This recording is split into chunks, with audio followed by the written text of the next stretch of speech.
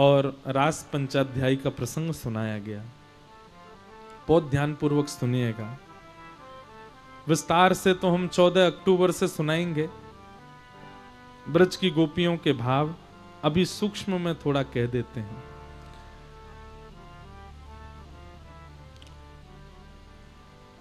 भगवान पिता रात्रि शरदोत्फुल्ल मल्लिका विक्षरन्तुं मनश्चक्रे योग मायामुपाश्रित।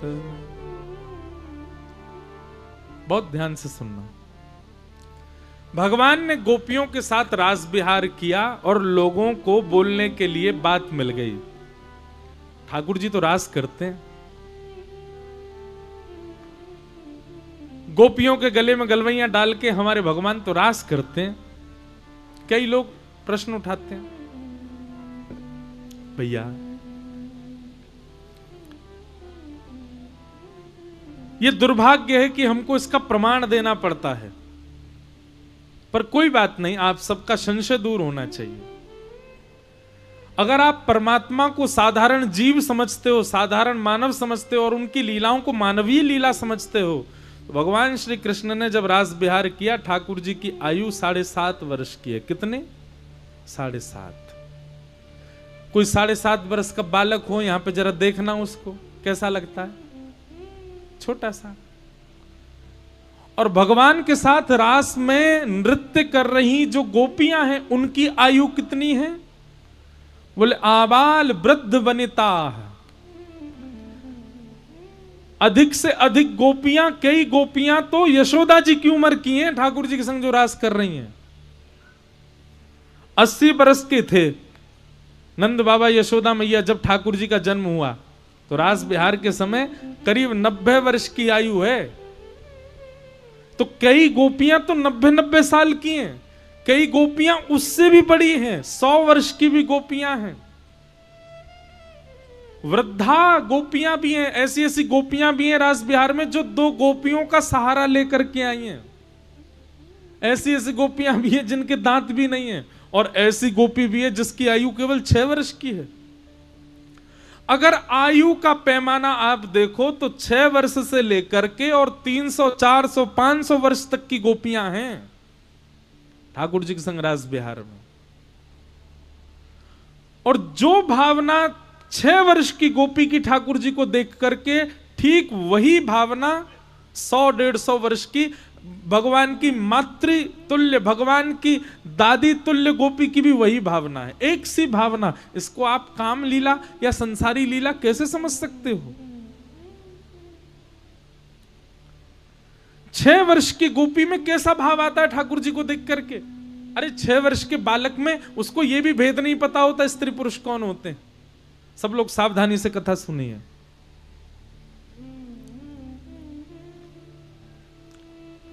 लेकिन 6 वर्ष की गोपी भी ठाकुर जी को प्रियतम रूप में देख रही है। क्या जाने 6 वर्ष का बालक आज भी,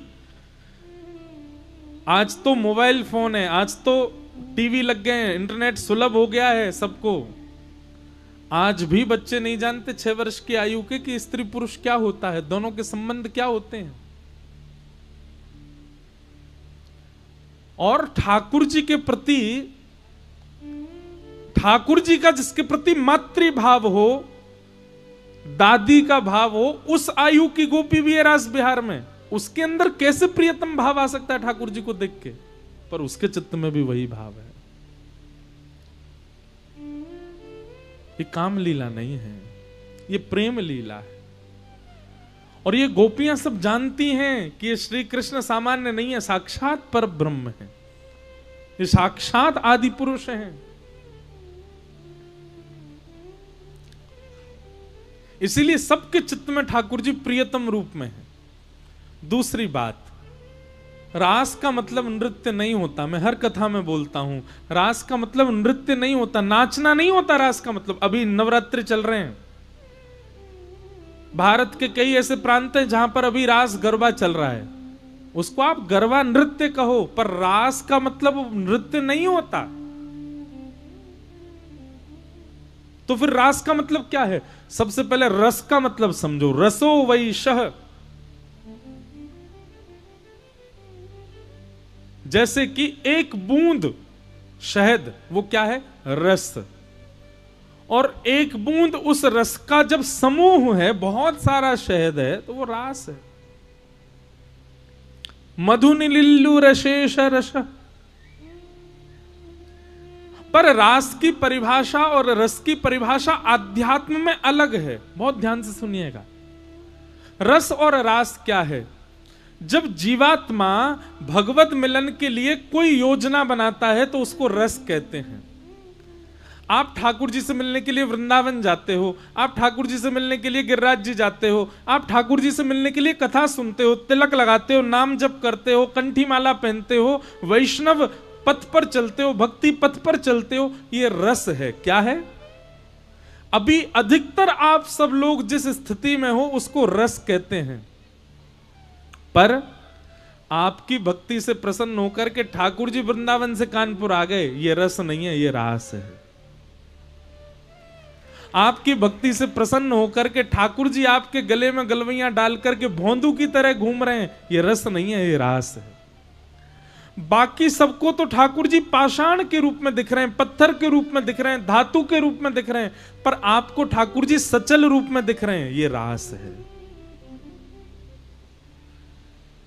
बाकी लोगों के द्वारा पधराए गए प्रसाद तो केवल यथावत रहते हैं, पर आपके द्वारा पधराया गया प्रसाद ठाकुर जी पा लेते हैं, ये रास है। समझ में आई बात? हम सब अभी किस स्थिति में? हम रस की स्थिति में हैं।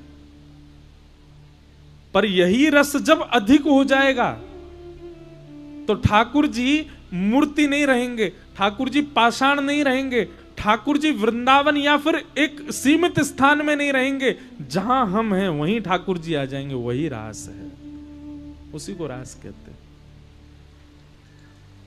धन्ना जाट की कथा मैं सुनाता हूं, भक्तमाल जी में कथा है। अब पूरी कथा नहीं, थोड़ा सा पाठ सुनाते हैं। धन्ना जाट रोज अपने ठाकुर जी के आगे प्रसाद की थाली रखते, छोटे से बालक धन्ना, और प्रसाद की थाली रख के ऐसे बैठ जाते। पाओ ठाकुर जी, पाओ। अरे मेरी मैया ने बाजरे की रोटी बनाई, पाओ। चटनी बहुत बढ़िया ठाकुर जी, पाओ। ठाकुर जी नहीं पाते। खूब देर हो गई, ठाकुर जी ने जब नहीं पाया तो धन्ना जाट बोले, आपको हमारे घर का प्रसाद भा नहीं रहा है, आप नहीं पाओगे, मैं भी नहीं पाऊंगा। भूखे ही सो गया।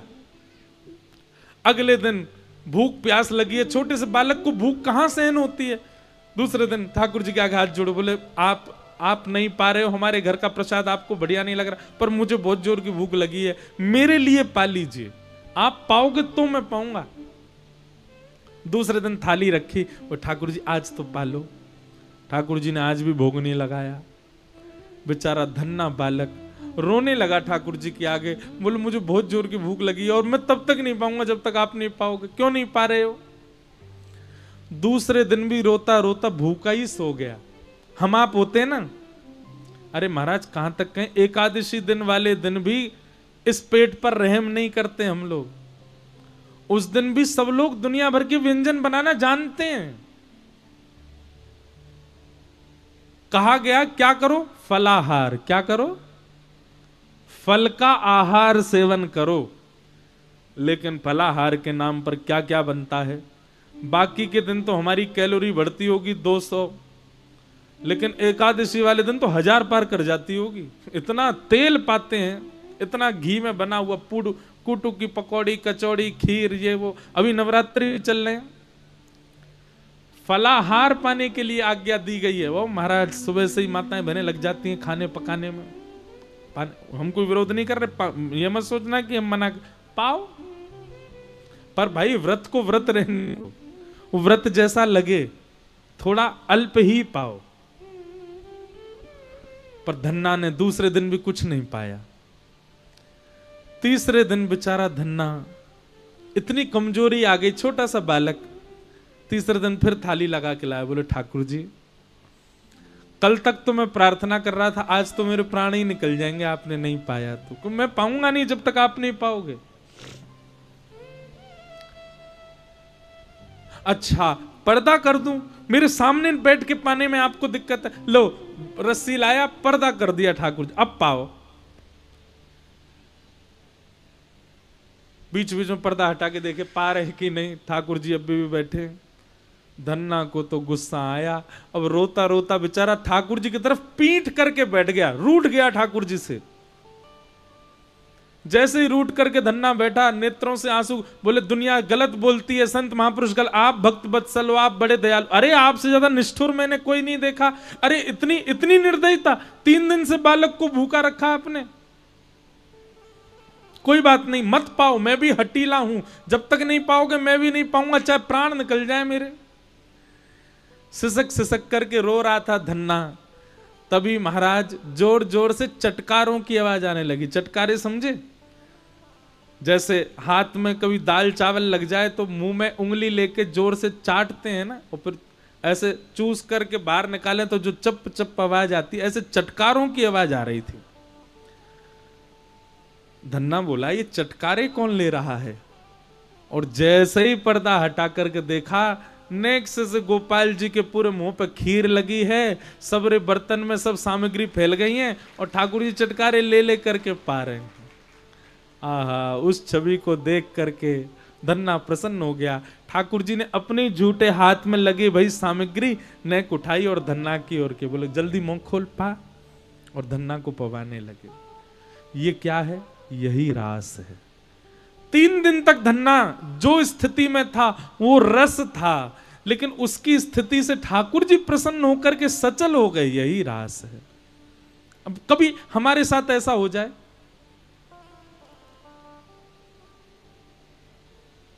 सोच समझ करके मत करना इस क्रिया को। अब कथा में सुन गए तो पीछे पड़ जाओ अपने ठाकुर जी के। धन्ना के यहां पाए थे, हमारे यहां भी पाओ। धन्ना तो बेचारा सरल था, सहज था, सीधा था। बहुत कथाएं हैं, 2 सखियों की कथा है कि उन्होंने ठाकुर जी ऐसे लड्डू गोपाल ऐसे बैठे रहते हैं ना, ठाकुर जी को देख करके मन में सोचा बेचारे इनके हाथ पांव दर्द रह गए होंगे।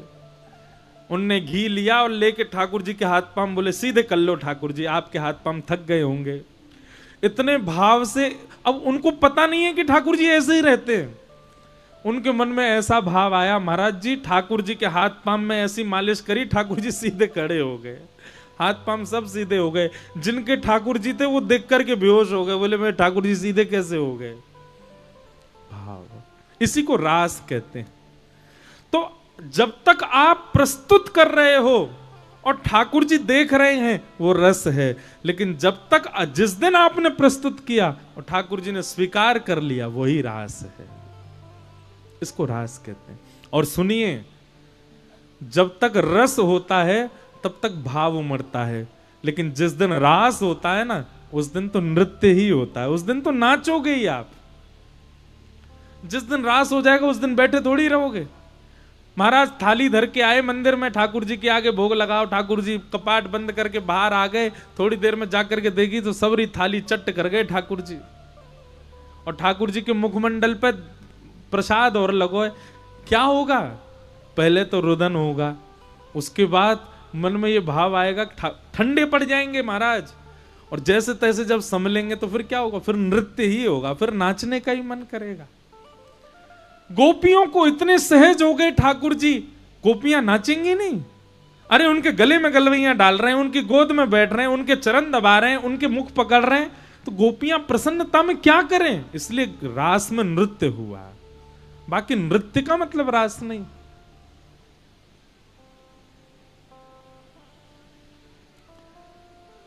सब गोपियों को ठाकुर जी ने वेणु रव करके बुला लिया। सब गोपियां अर्धरात्रि में आ गईं, भगवान के सामने आकर के खड़ी हो गईं। हजारों लाखों गोपियों को देख करके ठाकुर जी ने सबसे पूछा अपने आने का कारण बताओ।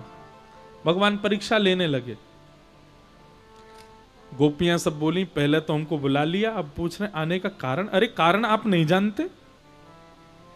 आपको सब तो पता है कि हम आपको प्रियतम मानती हैं, आपके प्रति हमारा प्रेम भाव, पूछ क्यों रहे हैं?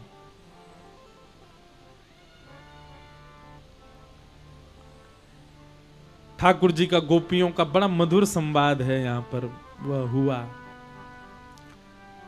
अंत तो गत्वा गोपियां सब कहने लगी, नाथ आप चाहते क्या हो ये बताओ। भगवान बोले, हम तो ये चाहते हैं तुम वापस अपने घर जाओ, अपने पतियों की सेवा करो, बच्चों के संग आनंद करो, अपने परिवार का ध्यान रखो। ये इतनी रात्रि में एक छोटे से बालक के पीछे इतनी दूर आ जाना ये अच्छी बात नहीं, चलो जाओ वापस। गोपियां सामने खड़ी खड़ी बोली, देखिए हमारा प्रेम ऐसा, हम चली जाएंगी पर हमारी एक वस्तु आपके पास है, वो हमें वापस करो। ठाकुर जी बोले, क्या है मेरे पास? गोपियां कहती हैं, हमारा चित्त आपके पास है, हमारा मन आपके पास है, वो दे दीजिए। चित्तम सुखेन भवता पहितम ग्रहेषु यन्निर्विशस्त्य तु करावपि ग्रह्य कृत्ये पादौ पदम न चलतस्तव पादमूलात् यामः कथम भ्रजमतो करवाम किं वा। नाथ, संसार में कोई भी व्यक्ति कोई भी क्रिया करता है उसमें चित्त का लगना बहुत जरूरी होता है। हम संसार में कुछ नहीं कर पाएंगे, क्यों? क्योंकि चित्त आप में लगा हुआ है, चित्त आपके पास है, मन तो आपने रख लिया है। हम कैसे जाएं बिना मन के? हमारा मन वापस दे दो, हम चली जाएंगे। इस बात से ठाकुर जी रीझ गए। गोपियों ने वो कह दिया जो ठाकुर जी सुनना चाहते थे। क्या? हमारा मन आपके पास है, हमारा मन आप में लग गया है। सर्वधर्मान परित्यज्य, गीता में भगवान कहते हैं, प्रसिद्ध श्लोक है, माम एकम शरणम ब्रज। ठाकुर जी कहते हैं, सब छोड़ मेरी शरण में आ जा। हमसे वही नहीं होता, सब छूटता नहीं है हमसे, हम सब पकड़ के ठाकुर जी के पास जाते हैं। लेकिन गोपियां तो आज कह रही हैं कि हम सब छोड़ के आ गई हैं नाथ आपकी शरण में। क्यों? क्योंकि मन आपके पास है। हमारा मन वापस दे दो, हमारे चित्त में, हमारे नेत्रों में, हमारे ध्यान में आप कभी मत आना, हम चली जाएंगी वापस। गोपियों का ये निष्काम स्वच्छंद प्रेम जान करके ठाकुर जी खड़े हो गए और बोले, अरे गोपियों, मैं तो तुम्हारी परीक्षा ले रहा हूं और मुझको तो पता चल गई तुम्हारा तो प्रेम सांचो है मेरे प्रति। आओ चलो हम रास बिहार करें। सब गोपियों को घेर करके ठाकुर जी उनके साथ रास बिहार करने लगे।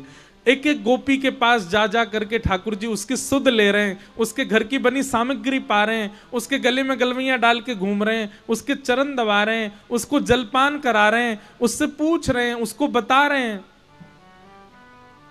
इतनी सन्निकटता सबको प्रदान कर रहे हैं ठाकुर जी। सन्निकटता देते देते देते देते देते गोपियों के चित्त में अभिमान आ गया। और कैसा अभिमान आया? बंधुओं देखो, गोपियों के चित्त में अभिमान आ नहीं सकता, पर ये मुझे और आपको, हम सबको बताने के लिए ठाकुर जी ने लीला की कि गोपियों के चित्त में मान प्रकट कर दिया। नहीं तो जहां राम, जहां कृष्ण, वहां मान आ नहीं सकता। हम आप सबको क्या समझाना चाह रहे हैं ठाकुर जी? ठाकुर जी कह रहे हैं, बोले भैया मैं तुम्हारे पास प्रकट कायकु ना है रहूं, मैं तुम्हारे सामने ऐसे ही क्यों खड़ा रहूं, मैं तुम्हारे सामने ऐसे ही क्यों खड़ा रहूं, तुम्हारे सामने प्रत्यक्ष लीला कायकु ना करूं कि कहीं तुमको मान नहीं है जाए। देखो हमारी सेवा से ठाकुर जी प्रत्यक्ष लीला कर रहे हैं। सत्य बताना, आप अपने घर पे गए, अपने ठाकुर जी की सेवा कर रहे थे और सेवा करते करते करते करते कुछ ऐसा हुआ कि ठाकुर जी ने अपना एक हाथ सीधो कर लियो। क्या करोगे बताओ? सबसे पहले फोटो खींच के सोशल मीडिया पे डालो सबको, ओ मेरे ठाकुर जी ने हाथ सीधो कर लियो।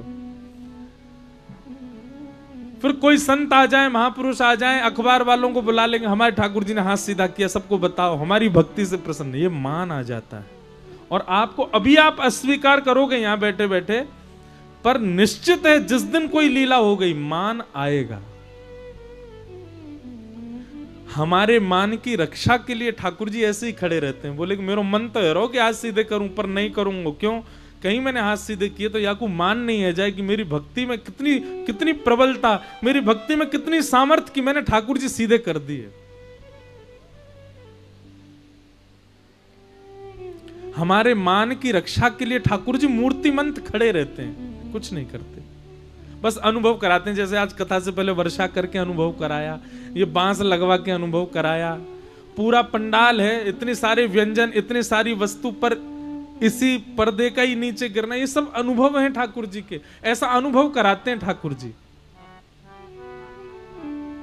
प्रत्यक्ष लीला कर दी तो कहीं हमको मान ना हो जाए।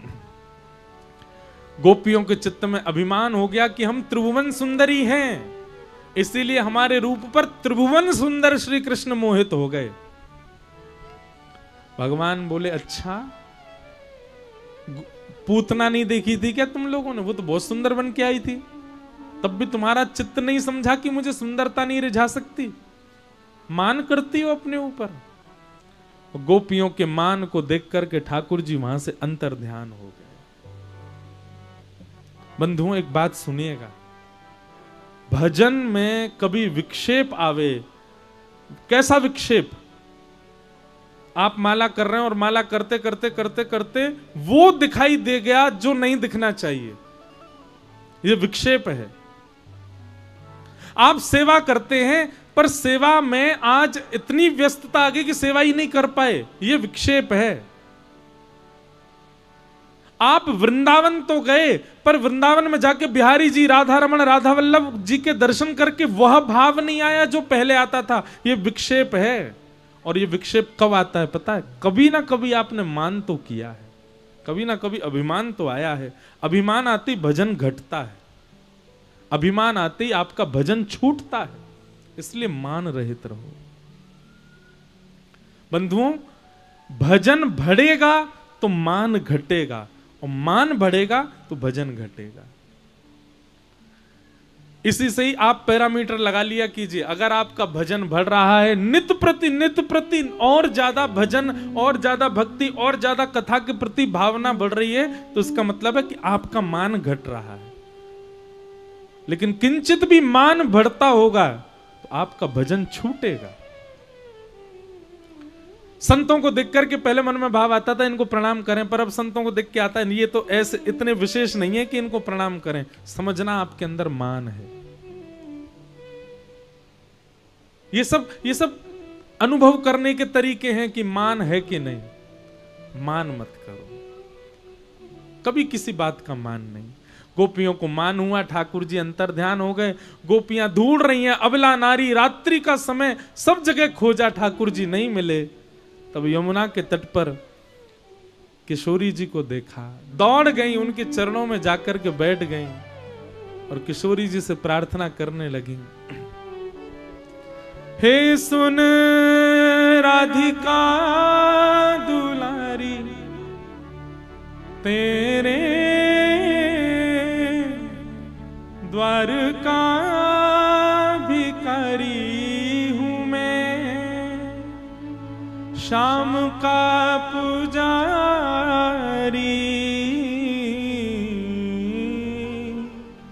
पीड़ा है हमारी, हमें शाम ना मिला, हमें शाम ना मिला, हमें शाम ना मिला, हमें शाम ना मिला, हमें शाम ना मिला, हमें शाम ना मिला, हमें शाम ना मिला, हमें शाम ना मिला।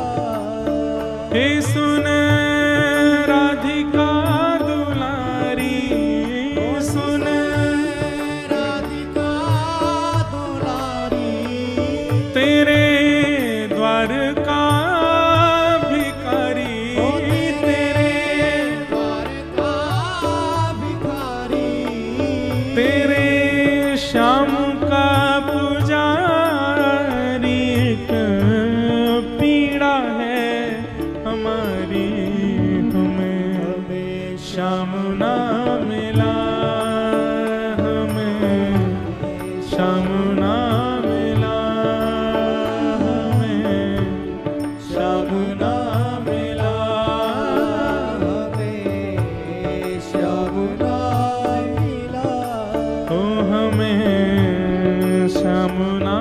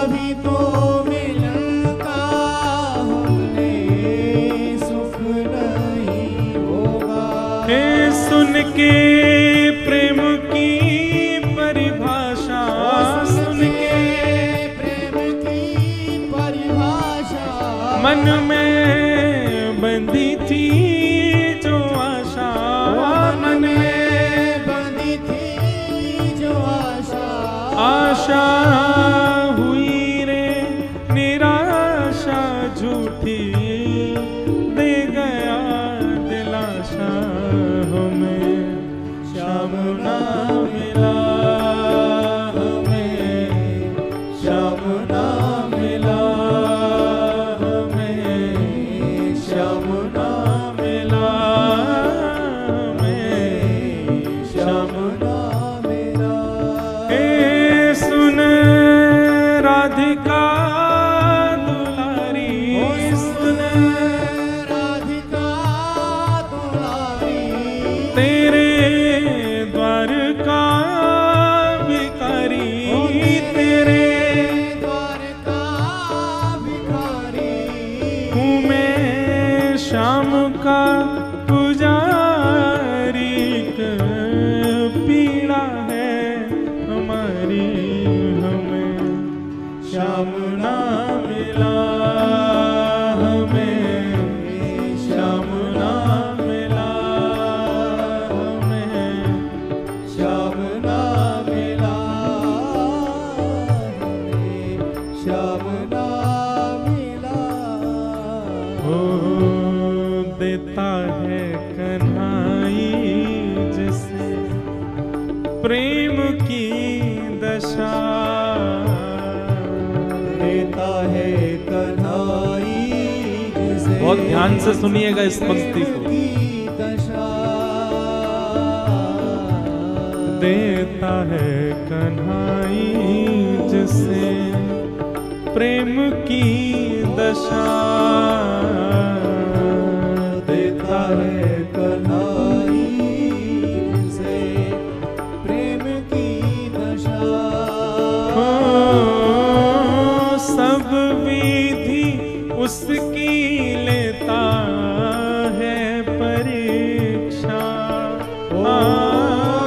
सब विधि उसकी लेता है परीक्षा। कभी ठाकुर जी से प्रेम भाव यदि आपका प्रकट हो रहा हो, आप ठाकुर जी से प्रेम करते हैं और फिर उसके बाद कोई परीक्षा आपकी ना हो रही हो, तो समझना आपका ही भाव है, ठाकुर जी को प्रेम नहीं है आपसे। लेकिन आपने प्रेम भाव प्रकट कर दिया ठाकुर जी के प्रति, वृंदावन के प्रति, कथा के प्रति, गुरुजनों के प्रति, वैष्णवों के प्रति, लीला के प्रति, और उसके बाद परीक्षाएं होती हैं। अच्छा, परीक्षा फिर संसार के आर्त आपको परीक्षा नहीं लगेंगे।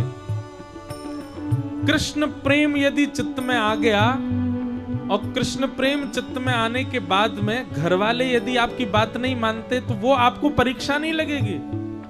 पति आपका विपरीत हो गया, वो आपको परीक्षा नहीं लगेगी। बच्चे आपकी बात नहीं सुनते, वो आपको परीक्षा नहीं लगेगी। पत्नी आपकी मनमौजी है, वो आपको परीक्षा नहीं लगेगी। फिर आपको परीक्षा यही लगेगी कि मन तो है वृंदावन जाएं पर जा ही नहीं पा रहे, कोई ना कोई अड़चन आ रही है, तो समझो ये परीक्षा। कथा सुनने का बहुत मन होता है पर किसी कारण से कथा नहीं सुन पाते, तो ये परीक्षा है। ठाकुर जी की सेवा करना चाहते हैं बस किसी कारण से सेवा नहीं, ठाकुर जी से संबंधी किसी कार्य में रुकावट आना, ये परीक्षा लगेगी आपको। संसारी भाव आपको परीक्षा नहीं लगेंगे। ठाकुर जी जिसको प्रेम की दशा देते हैं उसकी परीक्षा लेते हैं। और चाहे वो प्रेम संसार से हो, चाहे वो प्रेम ठाकुर जी से हो, प्रेम होगा तो परीक्षा होगी। जिसमें परीक्षा नहीं हुई वो प्रेम नहीं है। देता है कन्हाई जिसे प्रेम की दशा, देता है कन्हाई जिसे प्रेम की दशा, देता है कन्हाई जिसे प्रेम की दशा,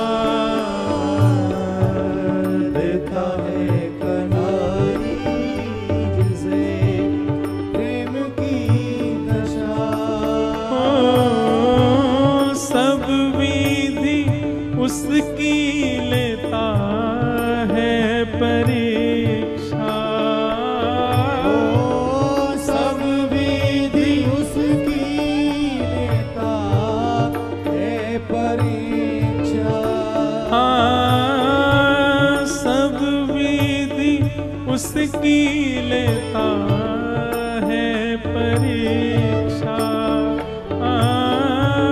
सब विधि उसकी लेता है परीक्षा।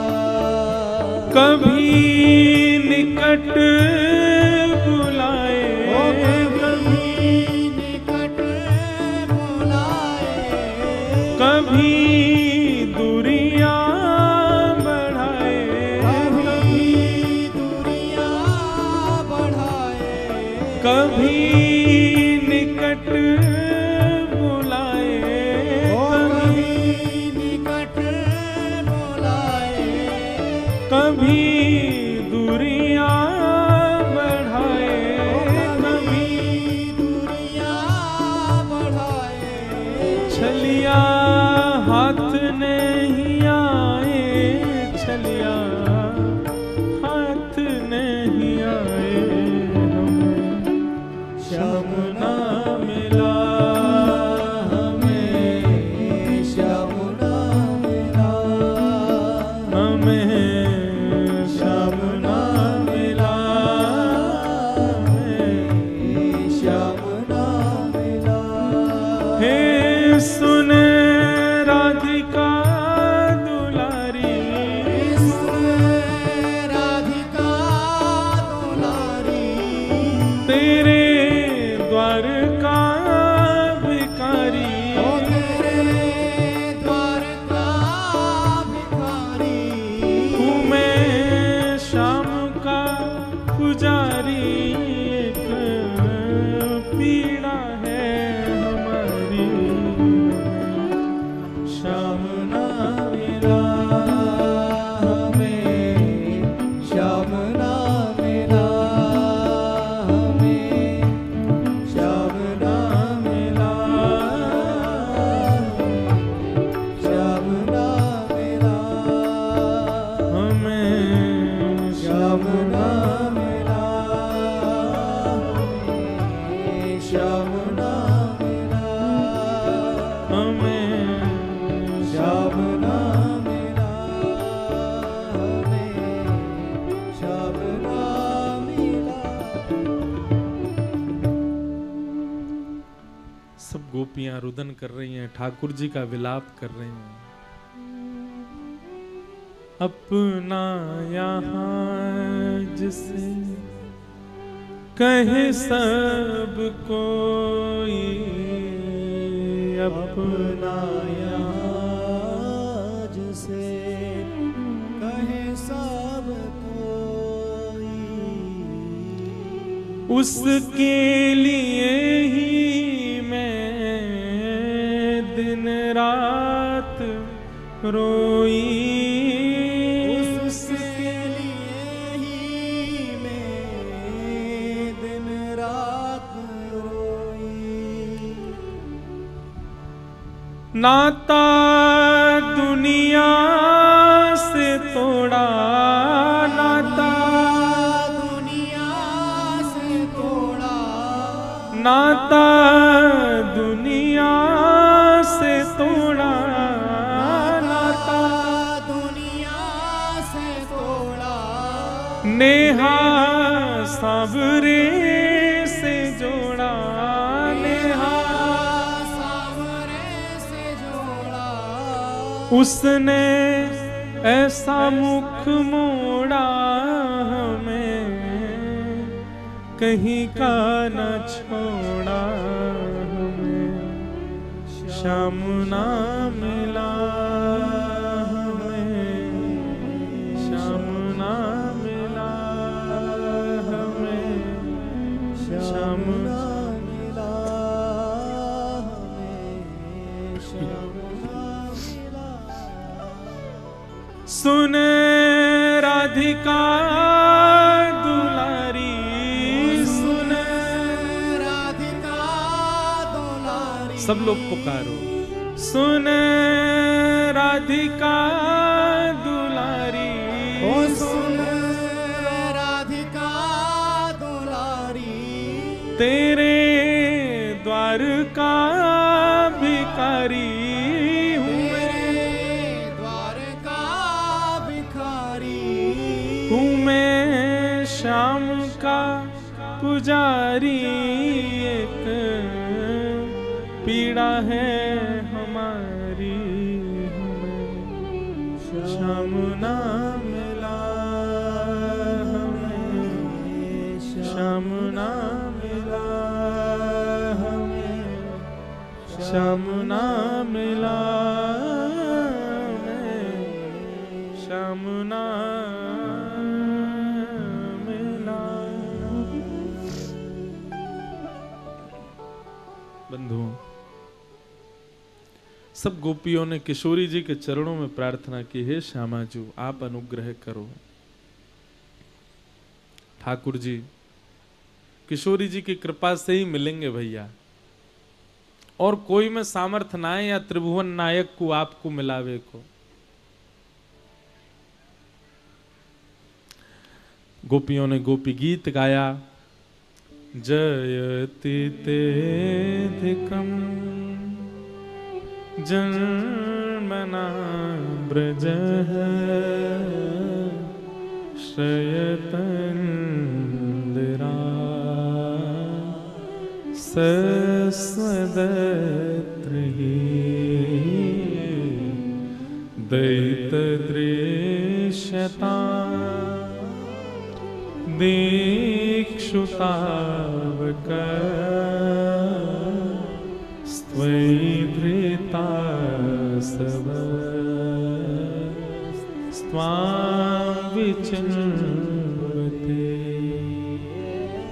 शरदुदासये साधुजात सरसी जोदर श्रीमुषा। गोपी गीत कम से कम जो निष्ठावान वैष्णव यहां बैठे हैं, जो तुलसी निष्ठा, एकादशी निष्ठा, नाम निष्ठा तीनों करते हैं, उनको गोपी गीत याद होना चाहिए, कंठस्थ होना चाहिए। और चलते फिरते ठाकुर जी की जब याद आए तब गोपी गीत गाओ। हमारी एक बात सुनेंगे बंधु, स्तुतियों का गायन, नाम जप, ये कब किस परिस्थिति में विशेष रूप से करना चाहिए? हम लोग कब करते हैं? जब हमारे जीवन में विपत्ति आ गई तो हम ठाकुर जी को बहुत याद करते हैं। विपत्ति आने पर ठाकुर जी को स्मरण, ठीक है, वो एक कोने में रखो। विशेष रूप से भगवत स्मरण कब करना चाहिए? जब विषय आपके ऊपर आवे, जैसे कि क्रोध आ रहा है बहुत जोर से, किसी ने कुछ ऐसा कर दिया महाराज कि आपको क्रोध ही आ रहा है, बस जैसे ही क्रोध आए तभी जपने लग जाओ, जय जय राधे कृष्ण राधे गोविंद। घर में उथल पुथल मच रही है, पर आप अपने कमरा में बैठ करके केशव जी कल्याण गिरी धरण छविले लाल मदन मोहन श्री वृंदावन चंद जय जय राधे। पत्नी रोती हुई आ रही है, चिल्ला रही है, उसको भी बोलो जय जय राधे कृष्ण राधे गोविंद। क्रोध आपको आ रहा है, पर आप क्रोध मत करो, आप कीर्तन करो। किसी व्यक्ति के प्रति ईर्ष्या हो रही है, कोई बहुत सुंदर है, उसके रूप को दे, मुझसे भी ज्यादा सुंदर, उसी समय बैठ जाओ ठाकुर जय श्री कृष्ण गोविंद हरे मुरारे हे नाथ नारायण वासुदेव। मेरे अंदर ईर्ष्या आ रही है ठाकुर जी, कीर्तन करो। किसी की वस्तु के प्रति लोभ आ जाए, कोई बहुत बड़ी गाड़ी में बैठ करके आया, उसकी गाड़ी देख करके आपको लोभ आ गया, लोभ आते ही तुरंत महाराज करार विंदे न पदार विंदम मुखार विंदे विनवेशयंतम वटस्य पत्रस्य पुटे शयानम बालम मुकुंदम मनसा स्मरामि। ठाकुर जी का स्मरण करो। ये क्या है पता है? आपके चित्त में काम क्रोध लोभ मोह ये सब आते हैं आपको बिगाड़ने के लिए, आपको क्षतिग्रस्त करने के लिए, लेकिन आप तुरंत भगवान नाम की औषधि धारण कर लेते हो, तो जो भी रोग आया, बुखार चढ़ते ही डोलो खा लो, उतर जाएगा। ऐसे ही जैसे ही जीवन में कोई आर्त आवे, कोई विषाद आवे, कोई विषय आपके ऊपर आक्रमण करे, जैसे ही लगे कि काम बढ़ रहा है चित्त में, किसी का रूप यौवन देख करके महाराज चित्त में काम के उद्दीपन हो रहा है, उसी समय नेत्र बंद करो और नेत्र बंद करके तुरंत किशोरी जी का स्मरण करो। श्यामा प्यारी कुंज बिहारी, जय जय श्री हरिदास। महाराज काम, क्रोध, लोभ, मोह, क्रोध, ईर्षा, द्वेष, अभिनिवेश, ये सारे रोग हैं, इनकी औषधि भगवान नाम है, पर हम रोग आने पर औषधि नहीं ले रहे हैं, तो फिर रोग तो चढ़ेगा ना, रोग तो अपना असर दिखाएगा। जैसे ही लगे ईर्ष्या आई, जैसे ही लगे क्रोध आया, जैसे ही लगे काम आया, जैसे ही लगे कुछ आ रहा है चित्त में जिससे मेरा सब उथल पुथल होने वाला, तुरंत भगवान नाम गाने लग जाओ। इसका पता परिणाम क्या होगा? कुछ दिनों के बाद ये सब आपके ऊपर आने से डरेंगे। काम बोलेगा मैं इस पर कैसे जाऊं, जैसे जाऊंगा सुई गाने लग जाएगा, श्यामा प्यारी। अरे भाई, काम जब सवार हो तब तो वैश्याओं का चिंतन होना चाहिए, तब तो नर्तकियों का चिंतन होना चाहिए, तब तो रूप यौवन का चिंतन होना चाहिए, पर काम आने पर आप कुंज बिहारी श्री हरिदास करोगे, श्यामा प्यारी को चिंतन करोगे तो काम भागेगा नहीं। क्रोध आने पर आपका ताम्रवर्ण हो जाना चाहिए, आंखें लाल, हाथ मुट्ठियां बंध गई, महाराज किसको फोड़ दें, किसको फाड़ दें, किसका क्या कर दें हम। पर उसी समय आप ठाकुर जी का चिंतन करने लग जाओगे तो क्रोध कहेगा भैया मैं आया था इसको उत्तेजित करने, मैं आया था इसको ताम्रवर्ण का करने, पर ये तो नाम का पानी डाल रहा है अपने ऊपर, कैसे आऊं। आइंदा क्रोध आने में डरेगा, आइंदा ईर्ष्या आने में डरेगी, आइंदा काम आने में आपके ऊपर डरेगा। तो नाम जप कब करो, भगवत स्मृति कब करो? जब आपको लगे कि विषाद संसार का आपके ऊपर आक्रमण कर रहा है, तभी नाम जप करने लग जाओ। समझ में आई बात? गोपियों ने गोपी गीत गाया, भगवान प्रकट हो गए, प्रकट होकर के गोपियों के साथ अब महारास करने लगे।